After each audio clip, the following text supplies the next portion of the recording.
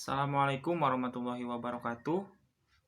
Perkenalkan, nama saya Ahmad Nurdiansah, mahasiswa Politeknik Pembangunan Pertanian Bogor, jurusan Pertanian, Prodi Penyuluhan Pertanian Berkelanjutan. Nomor NIRM saya 02011190066. Video ini saya buat untuk memenuhi salah satu tugas dari mata kuliah produksi benih tanaman dengan dosen pengampu yaitu Bapak Bayu Ardianto. Tugasnya yaitu beliau memberikan 4 video materi perkuliahan untuk diresum dan diulas kembali dengan membuat video seperti ini. Keempat video tersebut memiliki materi yang berbeda, memiliki judul yang berbeda, yang diantaranya yang pertama yaitu pembibitan dengan kultur jaringan, kemudian yang kedua penyemaian benih padi atau bibit padi dengan sistem modern atau sistem dapog, kemudian yang ketiga produksi benih non-hibrida, dan yang terakhir yang keempat yaitu teknologi produksi benih jagung hibrida. Karena ini sifatnya meresum atau mengulas kembali apa saja yang disampaikan dalam video yang diberikan. Jadi saya akan mencoba menerangkan atau menjelaskan kembali secara singkat.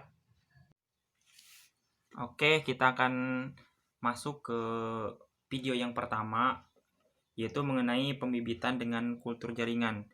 Dalam video tersebut dijelaskan macam-macam teknik kultur jaringan untuk pembibitan, di mana ada 4 macam, yaitu kultur meristem, kemudian kultur pucuk, kemudian kultur embrio, dan yang terakhir kultur embrio somatik.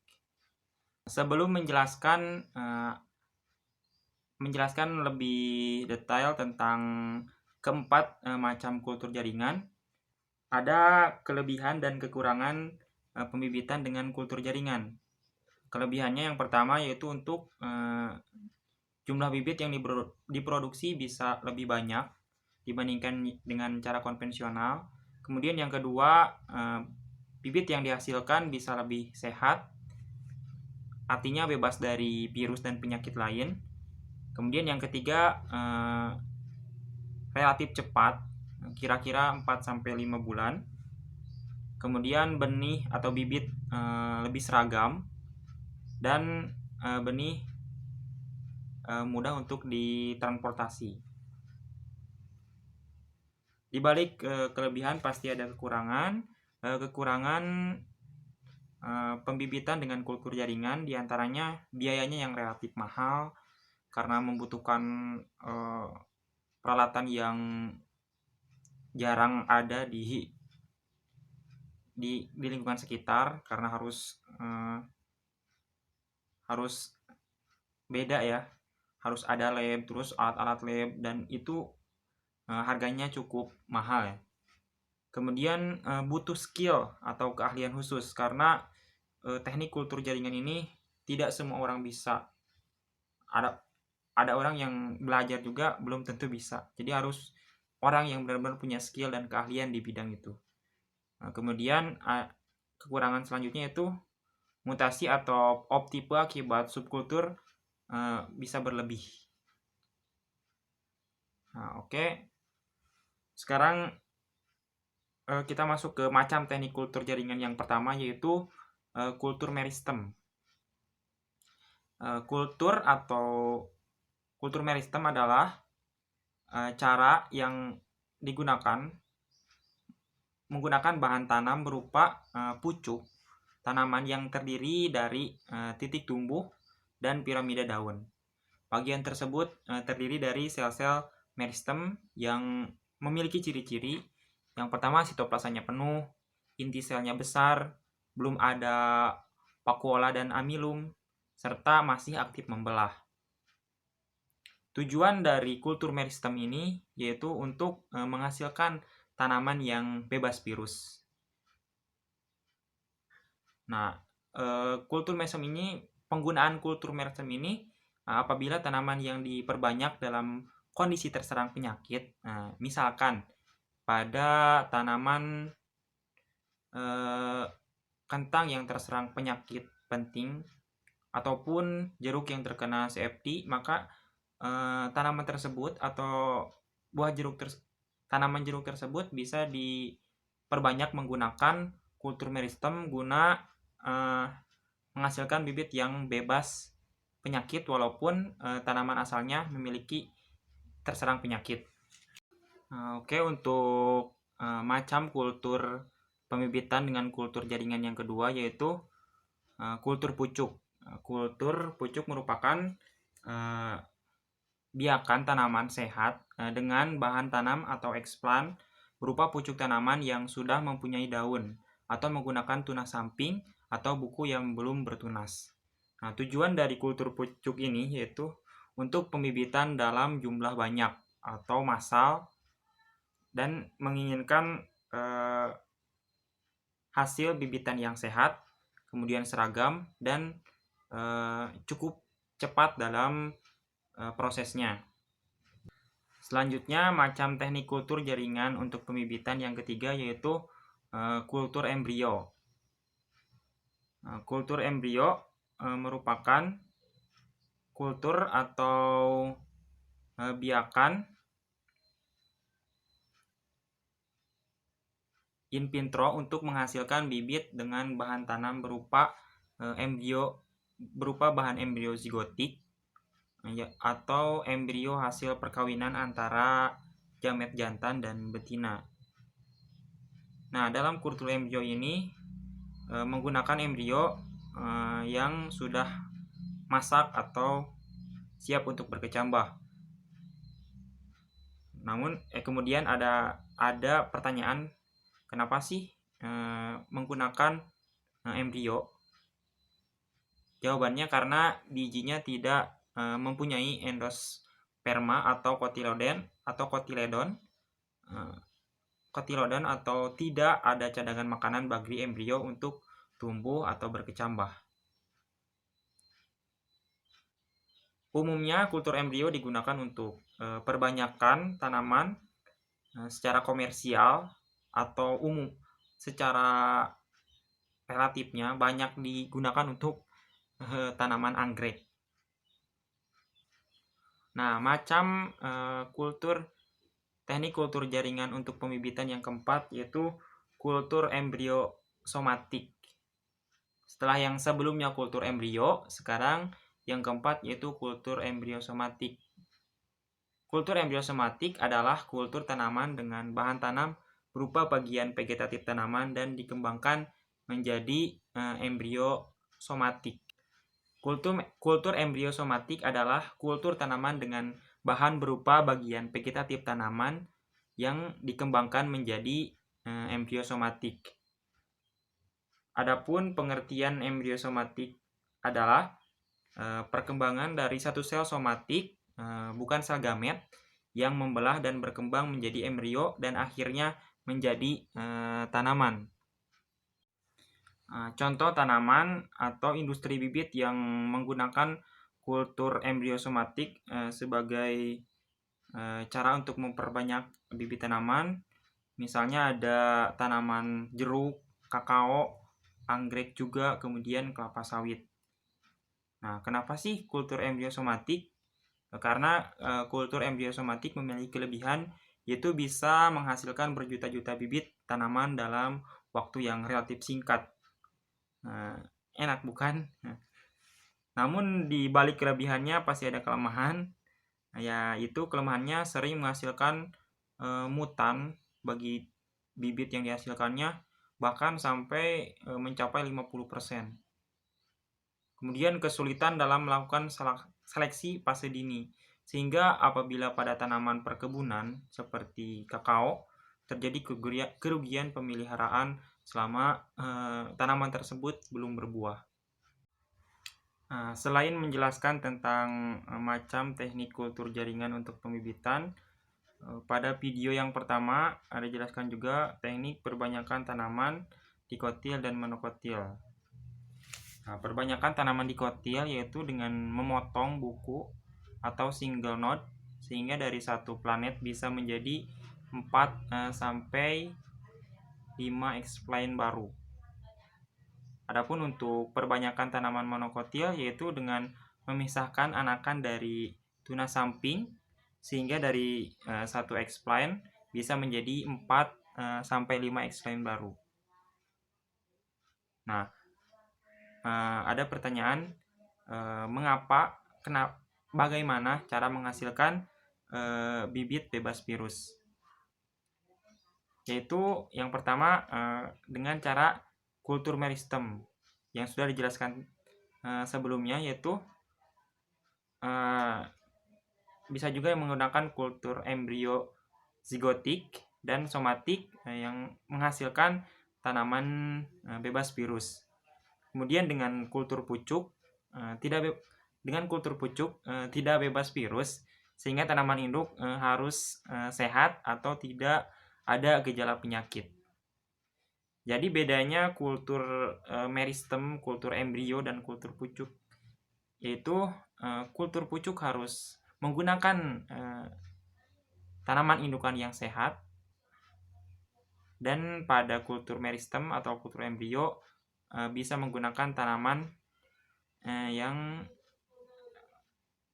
berpenyakit pun bisa karena akan menghasilkan tanaman yang bebas virus. Nah, kemudian timbul pertanyaan, mengapa virus tidak terdapat di jaringan meristem? Nah, jawabannya karena meristem belum mempunyai kambium sehingga belum ada silem, yaitu artinya belum ada jalur transport dari root ke shoot, sehingga virus terhenti di bagian yang ada silem tadi. Kemudian ada pertanyaan kembali, kenapa embrio zigotik bebas virus? Karena embrio zigotik terbentuk dari pertemuan gamet jantan dan betina yang merupakan sel tunggal dari pembelahan meiosis. Ketika sudah bergabung dan menjadi sel zigot, kemudian membelah dan akhirnya menjadi embrio. Nah, proses embrio atau embriogenesis tersebut terjadi di dalam ovari yang masih muda dan meristematik sehingga belum ada virus yang menginfeksi. Selanjutnya yaitu alasan kenapa embrio somatik juga bebas virus. Karena embrio somatik terbentuk dari sel somatik yang meristematik sehingga belum ada transport virus ke dalam sel tersebut.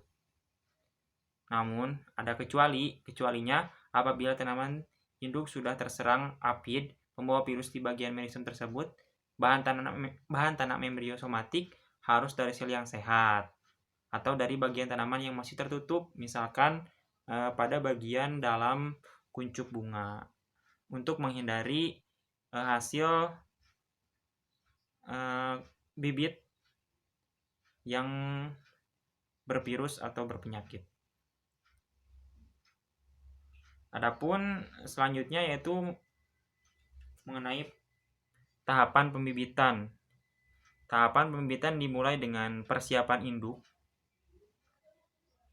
Untuk persiapan induk untuk kultur embrio, kultur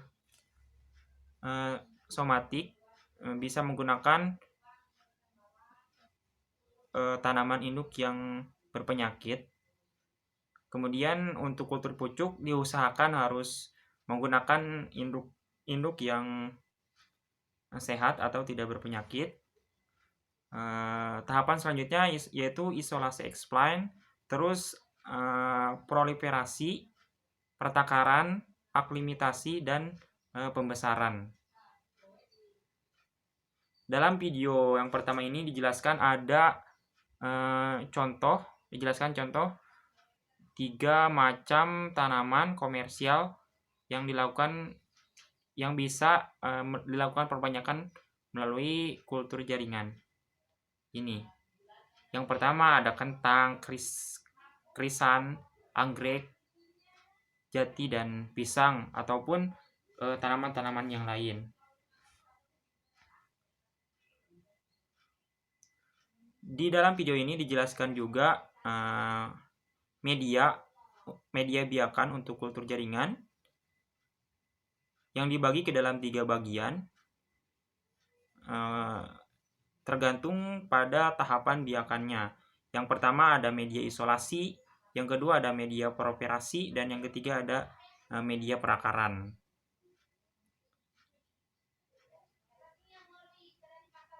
Nah, mungkin itu dari video yang pertama yang bisa saya ulas ataupun saya resum. Sekarang saya masuk ke materi yang kedua atau video yang kedua mengenai penyemaian padi atau bibit padi menggunakan sistem yang modern, yaitu menggunakan sistem dapog atau tray. Nah, sistem ini biasanya digunakan untuk persemaian untuk penanaman yang menggunakan mesin tanam padi, yaitu raised transplanter. Dalam video yang kedua ini merupakan video seperti video vlog ya, jadi saya mengulas apa yang saya lihat saja. Nah, yang dalam kegiatan budidaya pertanian sampai saat ini benih atau bibit merupakan salah satu faktor penentu keberhasilan terhadap produksi. Karena selain menjadi salah satu faktor penentu yang harus disiapkan sebagai bahan yang akan menghasilkan, juga dalam penyediaannya tidak dipandang mudah, walaupun aspek lain pun juga penting. Tanpa didukung oleh penyediaan bibit yang baik, maka sulit dicapai hasil yang optimum. Nah, dalam video yang kedua itu menampilkan cara penyemaian benih menggunakan sistem dapog. Nah, persemaian benih dengan sistem dapog adalah merupakan tempat tumbuhnya bibit padi yang ditanam secara acak dengan cara ditabur pada media tumbuh untuk disemaikan. Ukuran dapog untuk mesin penanaman tentunya berbeda-beda. Untuk mesin Jarwo transplanter mempunyai lebar 16,3 cm dan panjangnya sekitar 58 cm. Cara penyemaian dapog dapat dilakukan langsung di lahan basah ataupun sawah. Namun pada video kali ini dilakukan seperti di pabrik atau di perusahaan penyemaian benih padi. Penyemaian dengan sistem modern atau sistem dapog ini bertujuan untuk menekan biaya dan agar tidak memakan waktu yang cukup lama. Mungkin itu resum saya dari video yang kedua. Kemudian kita masuk ke video yang ketiga. Video yang ketiga berjudul produksi benih non-hibrida. Pada video yang ketiga, yaitu tentang produksi benih non-hibrida, beliau menjelaskan produksi benih non-hibrida mengenai faktor yang perlu diperhatikan dalam memproduksi benih, di mana diantaranya ada sekitar 9 faktor yang perlu diperhatikan, seperti sejarah lahan, benih sumber, sifat tanamannya, terus keadaan tanaman, terus teknik budidayanya, terus isolasi, logging, dan permohonan sertifikasi. Maaf, ada 8 ya. Yang pertama yaitu tentang sejarah lahan. Dalam sejarah lahan dijelaskan bahwa sejarah lahan atau lahan yang digunakan bukan bekas tanaman yang sejenis. Misalkan tanaman jenis cabai digunakan untuk cabai kembali, dan itu kurang baik ya, karena untuk menghindari volunteer atau pergantian penyakitnya. Yang kedua, untuk lahannya bukan bekas tanaman sepamili juga, karena itu sumber hama dan penyakitnya sama, sehingga jika ditanami tanaman yang satu famili akan hama dan penyakitnya mudah untuk menyebar kembali. Kemudian tidak berdampingan dengan tanaman yang sejenis. Kenapa demikian? Karena untuk menghindari persilangan. Selanjutnya, tidak berdampingan dengan tanaman yang tidak dirawat,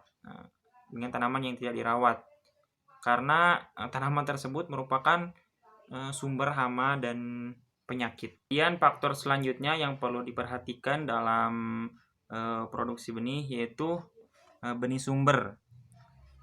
Artinya harus merupakan benih sumber yang baik, itu jelas asal usulnya, kemudian kelas benihnya lebih tinggi, dan jelas juga sumber dari benih tersebut. Faktor ketiga dari yang perlu diperhatikan dalam memproduksi benih yaitu sifat tanaman. Kita harus mengetahui cara penyerbukan dari tanaman tersebut, cara isolasinya, kemudian serangga penyebabnya apa. Selain itu, kita juga harus mengetahui sifat tanaman yang merupakan kelainan pada bunga. Itu ketidaksesuaian secara fisik harus diperhatikan, kemudian ketidaksesuaian secara genetik juga harus diperhatikan. Faktor yang keempat yaitu harus diperhatikan juga keadaan tanamannya. Maksudnya, tanaman harus dipilih dari tanaman induk yang kita maksud atau yang kita inginkan. Kemudian kuantitas dan kualitasnya juga terbaik. Kemudian faktor selanjutnya yaitu teknik budidaya. Teknik budidaya ini harus lebih optimum. Kemudian tanamannya teratur, ditanam secara teratur. Kemudian jarak tanamnya benar sesuai SOP. Kemudian roggingnya juga benar, dan panen saat memang waktunya panen atau saat masak psikologis, sehingga benih yang dihasilkan murni, sehat, dan dapat hidup. Faktor selanjutnya yang perlu diperhatikan dalam memproduksi benih yaitu isolasi waktu dan jarak. Tujuannya untuk menghindari penyerbukan silang dengan varietas lain. Faktor selanjutnya yaitu rogging, yaitu tindakan memeriksa dan menyingkirkan tanaman-tanaman yang menunjukkan ciri ciri-ciri yang berbeda dengan varietas yang diusahakan atau roges. Tujuannya untuk menjaga kemurnian benih. Roges atau rogging dapat berupa gulma, tanaman spesies lain, kultivar lain, atau tipe simpang. Pelaksanaannya, rogging dilaksanakan mengikuti waktu dan frekuensi pemeriksaan lapangan oleh petugas atau pengawas sertifikasi benih, yaitu yang pertama saat tanaman umur 4 minggu setelah tanam. Kemudian pada masa berbunga, saat menjelang panen, atau jika memungkinkan rogging dapat dilakukan setiap saat. Dengan cara mencocokkan deskripsi tanaman di lahan dengan deskripsi varietas tanaman yang diusahakan. Mungkin itu resume atau ulasan kembali dari video yang ketiga. Sekarang kita masuk ke video yang terakhir, yang keempat. Video tersebut berjudul teknologi produksi benih jagung hibrida. Jagung hibrida merupakan Generasi pertama hasil persilangan dua galur murni. Jagung hibrida dirakit melalui persilangan galur atau plasma nutpa. Selain itu, jagung hibrida mempunyai varietas produktivitasnya yang tinggi.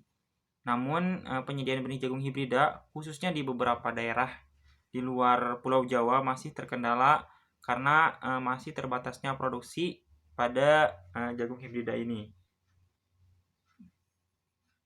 Nah, pada video ini menampilkan cara produksi benih jagung hibrida dari mulai isolasi jarak, pertanaman, penyiapan lahan dan pengolahan tanah, terus penyediaan benih jagung hibrida, penanaman benih, penyiapan benih jagung hibrida, penanaman benih, pemeliharaan tanaman, kemudian penyiangan dan pembubunan, pengendalian hama, pemberian air, pencabutan bunga jantan, seleksi tanaman atau rogging, pemanen jagung sampai ke proses terakhir yaitu processing benih. Alhamdulillahirobbilalamin, mungkin sekian resum dan atau ulasan kembali keempat video yang diberikan. Seala kadarnya, mohon maaf bila ada kesalahan Bapak. Terima kasih. Wassalamualaikum warahmatullahi wabarakatuh.